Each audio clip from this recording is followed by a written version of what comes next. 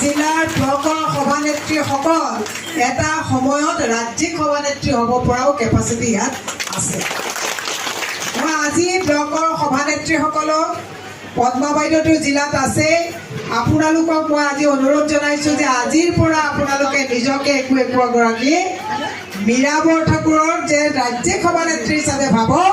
কাৰো শক্তি নহ'ব যে বৰপেটাৰ 5টা সমষ্টি বেলেগৰ হাতলৈ দিব পাৰিম।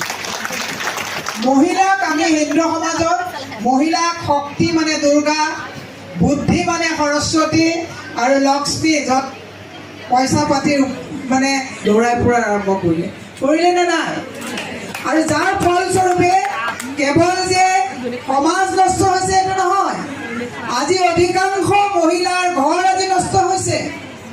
1250 টকাৰ কাৰণে মহিলাই মৰুভূমিত যেনেকৈ মৰিচিকা বিচাৰি বিচাৰি ঘূৰি ফুৰে, আপোনালোকে ভালকৈ চিন্তা কৰিব। অসমত মাত্ৰ 18% মহিলাকে তেওঁলোকে অৰুণোদয় দিব পাৰিছে, আৰু বাকী গোটেইবিলাককে ভুৱা অৰুণোদয় ফৰ্মৰ পিছত দৌৰাই কাগজ ফটো ষ্টেট কৰাই মহিলাবিলাকক ঘৰৰ পৰা বাহিৰলৈ ওলাই লৈ আহিছে।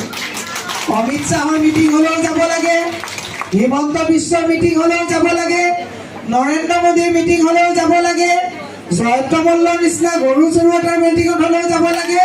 আল্টিমেটলি 1250 টকাৰ কাৰণে অসমৰ কোনো অধিকাংশ মহিলাই 18% পাইছে, আৰু বাকীখিনি সকলোৱে মেল মিটিঙত ঘূৰি দিশহৰা হ'বলগীয়া এটা অৱস্থা হৈছে। এতিয়া মই আপোনালোকক এটা কথা কৈছোঁ, আপোনালোকে আপোনালোকৰ ল'ৰা ছোৱালী স্কুলত পঢ়াটো বিচাৰে নে নিবিচাৰে? নেতৃত্বত অসমত বন্ধ হোৱা 7,000 স্কুল আমি পুনৰ খুলিম।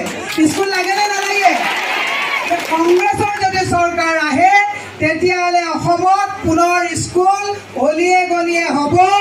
আমাৰ চুলেমানৰ ল'ৰাইও স্কুলত যাব, আৰু আমি জুবেদাৰৰ ল'ৰা স্কুলত যাব, আমাৰ ৰক্তিম হাজৰিকাৰ ল'ৰা ছোৱালীও কিন্তু স্কুলত যাব লাগে নে নালাগে? গতিকে আমি 26ত চৰকাৰ কেৱল বিজেপি বিৰোধিতা এইকাৰণেই কৰিছোঁ যে কংগ্ৰেছৰ দিনত যিবিলাক চৰকাৰে আমাৰ স্কুল বনাইছিলে, এই স্কুলবিলাক বিজেপিয়ে এখনকৈ স্কুল বন্ধ কৰিছে।